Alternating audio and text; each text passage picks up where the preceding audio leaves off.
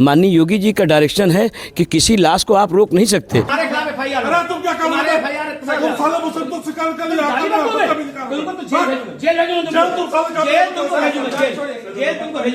मृत्यु सुबह की घटना थी। रात हम 9 बजे के लिए लगभग पहुंचे। लगभग कब तक, कितने बजे? 7-8 बजे की घटना है हमारी। मृत्यु हो गई थी। मृत्यु हो गई, तब से लाश को रखा था। अस्पताल के गुंडों ने जिस तरीके से उन पर हमला किया, उनके साथ दुर्व्यवहार किया। दोस्तों, बीते दिनों आपने एक वीडियो देखा होगा जो बहुत तेज़ी से वायरल हो रहा है इकाना हॉस्पिटल का, जहां पे लाश को बंधक बनाया गया और समाजवादी पार्टी के विधायक वहां पहुंचते हैं मोहम्मद ताहिर खान, और उनके साथ वहां पे बदसलूकी की जाती है। मोहम्मद ताहिर खान हमारे साथ बात करने के लिए मौजूद हैं। क्या था ताहिर भाई पूरा मामला? हमने संवैधानिक दायरे में रह करके जनता ने हमसे हेल्प मांगा, फिर हम जिसके साथ घटना हुई तो उसके घर पे गए सुल्तानपुर, और उसके बाद फिर वहाँ से उसके परिजन से मुलाकात किया। फिर हम यहाँ आए, लगभग 9-9:15 का टाइम था। हमने संसदीय भाषा में बोला कि आप लाश दे दो, आप अकॉर्डिंग टू लॉ भारत के संविधान के विपरीत काम कर रहे हो, साथ साथ जो है हाई कोर्ट और सुप्रीम कोर्ट के डायरेक्शन के विपरीत काम कर रहे हो, साथ साथ माननीय योगी जी का डायरेक्शन है कि किसी लाश को आप रोक नहीं सकते। साथ साथ जो है हम जो हमारा जो है इसका जो ऑल इंडिया का जो हमारा इसका मेडिकल काउंसिल ऑफ इंडिया का जो रूल रेगुलेशन है, उसके तहत आप किसी का लाश नहीं रोक सकते। अगर परिचित से ये कौन लोग थे? ये हमारे विधानसभा के पार्ट हैं। वहाँ पे एक अग्रहारी जी हैं जो वहाँ के प्रधान हैं हमारे हरकीपुर दौलत के पुर के। उन्होंने पेशेंट का क्या नाम था?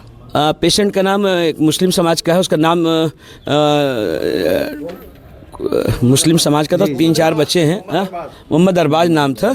तो वो हरकी दौलतपुर प्रधान बैस समाज के हैं। वो उन्होंने हेल्प मांगा, मैंने कहा मैं आऊँगा ज़रूर। प्रधान जी वहाँ मौजूद थे? प्रधान जी वहाँ मौजूद थे, हमारे साथ साथ प्रधानी जी गए हैं, और उनके जो परिजन थी उनकी 2-3 औरतें रही हुई, और ज़्यादा नहीं लोग थे। कौन लोग थे और हम नहीं जानते। मृत्यु कब हुई थी? मृत्यु सुबह की घटना थी। रात हम 9 बजे के लिए लगभग पहुंचे। लगभग कब तक, कितने बजे? 7-8 बजे की घटना है हमारी। मृत्यु हो गई थी। मृत्यु हो गई, तब से लाश को रखा था। कितने बजे तक? अब ये लाश इन्होंने दिया है 11:30 बजे की रात में दिया है। आप जानकारी ले सकते हैं कभी दिया है। 11:30 बजे दिया है। हम वहाँ से चले गए थे घंटे बाद। पेमेंट बकाया था हॉस्पिटल? अब उनका क्या, लगभग हमें जानकारी मिली थी कि उन्होंने दवाओं का 1,94,000 पेमेंट कर दिया था। साथ साथ जो है 40,000 रुपये जो जाँच वाँच की उसको पेमेंट कर दिया था। 25,000 रुपये हॉस्पिटल का कुछ पैसा बाकी था। क्या बाकी था वो जाने है ना। मगर ये कि वो मामला सिविल का है। अगर कुछ वो बाकी थे, नहीं दे पा रहे हैं, बहुत गरीब निर्धन फैमिली थी, नहीं दे पा रहे तो आप उसको बाकायदा कोर्ट के थ्रू ले लेते। आप उनका लाश रोक के रखेंगे और लाशों राजनीति करेंगे। खून पे और ब्लड पे लाशों राजनीति होगा। से वहाँ पे क्या बदसलूकी हुई, क्या बदतमीजी? हमारे साथ तो जो मेज भी है वो आपने देखा, और असंसदीय भाषा का इस्तेमाल किया, उंगली दिखाया, गाली तक दिया जो है। अब वो तो सब हम यही कहेंगे कि हॉस्पिटल के अस्पताल के ही जो चांगू मांगू थे से अब अस्पताल के मालिक थे कि कौन था, वो तो जांच के विषय है, खुद ही क्लियर हो जाए कौन है। हमें यकीन है कि कानून के दायरे में उनके विधिक कार्रवाई होगी। जो बदसलूकी क्या की गई? आपको उंगली दिखाई गई, गाली भी दी गई? गाली भी दिया, संसदीय भाषा का इस्तेमाल किया। मगर हमें तो संसदीय भाषा में ही उनको जवाब देना है, और हमने इतना जरूर कहा कि हम तुम्हारे खिलाफ एप्लीकेशन देंगे, कार्रवाई करते हुए तुम्हें जेल भेजने का काम करेंगे, और FIR तुम्हारे पर दर्ज होगा, कार्रवाई होगी। कई ऐसे न्यूज़ चैनल्स पे हमने देखा कि जो हॉस्पिटल के जिम्मेदार हैं वो ये कह रहे थे कि विधायक जी के साथ जो लोग आए थे वो बदतमीजी कर रहे थे, बदसलूकी कर रहे थे, और वहाँ पे अव्यवस्था पैदा हो रही थी। विधायक जी खुद ही कुर्सी लेके बैठ गए थे। मैं ये कह रहा हूँ कि सुनिए, काफ़ी देर बाद कुछ मुझे घबराहट सी लग रही थी, तो मैंने अस्पताल के लोगों से ही हेल्प मांगा और एक कुर्सी मांगी। मैंने किनारे लेके बैठ गए। क्या मैंने गुनाह कर दिया? क्या किनारे बैठ नहीं सकते क्या कुर्सी लेकर के? क्या हमारे साथ एक कुर्सी के अलावा कोई दूसरी कुर्सी? कितनी देर आप वहाँ रुके थे? जो भी रहे हो आधा पौन घंटा रहे होंगे। आधा पौन घंटे में वार्ता ही हो रही थी, और वार्ता हो रही थी, और उसमें संसदीय बदसलूकी कर रहे थे विधायक जी के साथ। जो लोग आए थे वो बदतमीजी कर रहे। ये तो वीडियो जो होगा, फुटेज है उनके पास सारा, और हमारे साथ बदतमीजी हो रही थी कि हमारे साथ मिसबिहेव हो रहा था, संसदीय भाषा हमसे इस्तेमाल हो रही थी। कार्रवाई तो होगी, इसको आप देखिएगा।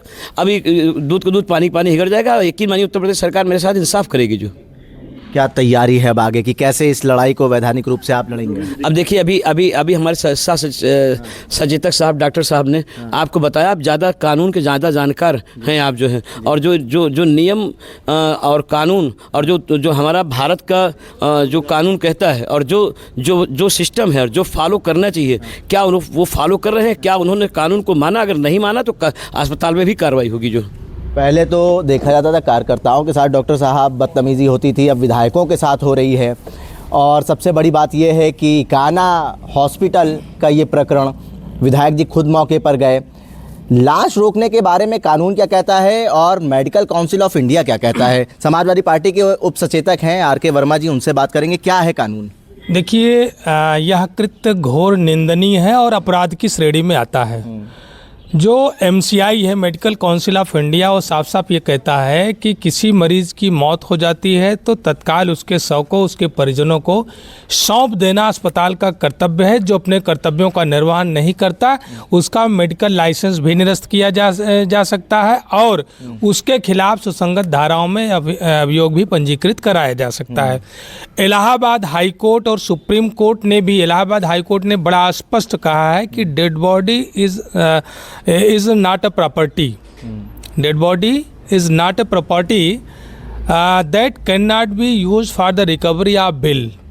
अगर कोई अस्पताल ऐसा करता है, इस कृत्य को करता है, तो उस पर IPC या BNS की धारा 297, IPC 341, IPC 342 की धाराओं में FIR दर्ज किया जाता है, जिसमें 1 वर्ष तक का कारावास और जुर्माने का प्रावधान है। जुर्माने के साथ FIR तो निश्चित रूप से चूंकि भारतीय जनता पार्टी की सरकार का उस पर संरक्षण है, अगर संरक्षण नहीं होता तो एक अस्पताल जिसमें मरीज की मौत सुबह के 7 बजे होती है और रात के 9:30 बजे स्थानीय जनप्रतिनिधि को जाना पड़ता है जहां का मरीज था, और ताहिर खान जी के जो माननीय विधायक हैं इसौली के, उनके जाने के बाद अस्पताल के गुंडों ने जिस तरीके से उन पर हमला किया, उनके साथ दुर्व्यवहार किया, उनके खिलाफ भी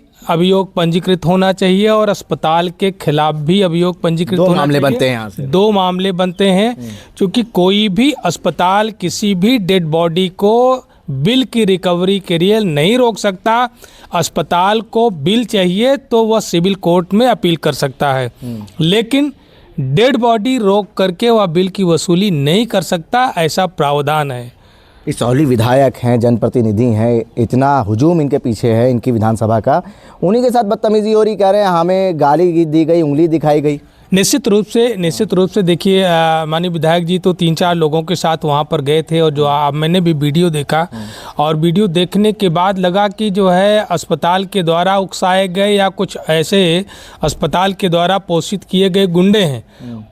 उनमें से कुछ के बारे में जानकारी हो रही है कि भारतीय जनता पार्टी के नेता भी शामिल हैं, और एक नाम पूर्व प्रवक्ता का भी आ रहा है। निश्चित रूप से निश्चित रूप से भारतीय जनता पार्टी का अगर वो नेता हैं तो इसका मतलब है कि वो अहंकार में है, और जो संविधान का आर्टिकल 21 है उसकी अवहेलना है, उसका उल्लंघन है, जो उन पर भी लागू होता है और अस्पताल पर भी लागू होता है। कैसे लड़ाई लड़ेंगे, क्या तैयारी है? निश्चित रूप से मैं प्रमुख सचिव हेल्थ से मैं बात करूंगा और मुख्यमंत्री जी को भी जो है घटना की सूचना जो है लिखित में दूंगा, और उस पर कार्रवाई होना चाहिए कि वह क्या, पहले तो ये जानकारी हो कि वह अस्पताल क्या मेडिकल एस्टेब्लिशमेंट एक्ट के तहत उसके नॉर्म्स को पूरा करता है। दूसरी चीज़, वो जो LDA है उसके नॉर्म्स को पूरा करता है। तीसरी चीज़ कि किस अधिकार से सुबह की मौत हुई कि डेड बॉडी को जो है रात तक रखा, यह कानून, संविधान और न्यायालय के आदेशों की अवहेलना है, और अभी तक उस पर कार्रवाई क्यों नहीं हुई, मैं इसकी सूचना लिखित रूप में माननीय विधानसभा अध्यक्ष को भी दूंगा, क्योंकि उसमें हमारा साथी एक माननीय सदन का सदस्य माननीय विधायक जी भी शामिल हैं, इसलिए मैं इसकी सूचना माननीय अध्यक्ष जी को दे करके उसका परीक्षण विधानसभा की कमेटी से कराऊंगा।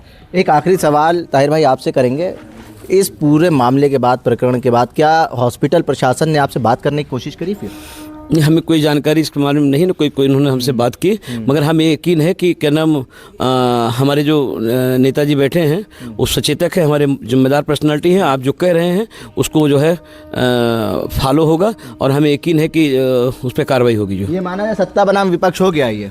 नहीं, ये आप कह रहे हैं भारतीय जनता पार्टी से सत्ता बनाम विपक्ष नहीं है, ये कानून बनाम कानून के लुटेरों का मामला है। ये संविधान बनाम जो है संविधान की हत्या करने वालों का मामला है। अरे भारतीय जनता पार्टी के लोग भी शामिल हैं गरीब इसमें। जनता, जी हाँ बिल्कुल शामिल हैं। ये गरीब जनता जो एक बड़े अस्पताल, कॉर्पोरेट अस्पताल में जाती है और उनकी ठगी का शिकार होती है, उनके न्याय का मामला है। और वह संविधान में इसका प्रोविज़न है। हाई कोर्ट ने इस पर कई बार आदेश दिया, सुप्रीम कोर्ट ने आदेश दिया है, और जो health ministry government of India की है उसका भी इंस्ट्रक्शन है, मेडिकल काउंसिल ऑफ इंडिया का भी इंस्ट्रक्शन है। इसके बावजूद भी इस तरीके की मनमानी जो हो रही है, निश्चित रूप से इस कानून विरोधी कृत्य के खिलाफ हम लोग लगातार पीड़ित को न्याय दिलाने के लिए, उन पर कार्रवाई कराने के लिए हम लोग तत्पर रहेंगे। बहुत शुक्रिया बात करने के लिए। समाजवादी पार्टी के विधायक इसौली के मोहम्मद ताहिर खान के साथ इस तरीके का मामला पेश आया। लखनऊ के इकाना हॉस्पिटल में जो डेड बॉडी थी, सुबह 7 बजे निधन हो जाता है। इनकी विधानसभा क्षेत्र के पेशेंट रहते हैं, तो ये आते हैं रात के 9:30 बजे, बॉडी नहीं दी जा रही होती, कुछ बकाया रहता है। लेकिन क्या कानून है, इसको लेके समाजवादी पार्टी के उपसचेतक आर.के. वर्मा जी ने बताया कि ये नॉर्म्स हैं, एमसीआई के हैं, और संविधान ये कहता है कि आप बॉडी को रोक नहीं सकते हैं। अब किस तरीके से समाजवादी पार्टी इस लड़ाई को लड़ती है, क्योंकि समाजवादी पार्टी के उपसचेतक आर.के. वर्मा ने कहा कि इसमें सत्ताधारी पार्टी के लोग भी शामिल हैं। अब देखना है सत्ता बनाम विपक्ष की जो ये लड़ाई है, क्या समाजवादी पार्टी के विधायक को न्याय मिल पाता है कि नहीं। भारत एक सोच के लिए आकिब, मिराज खान, लखनऊ।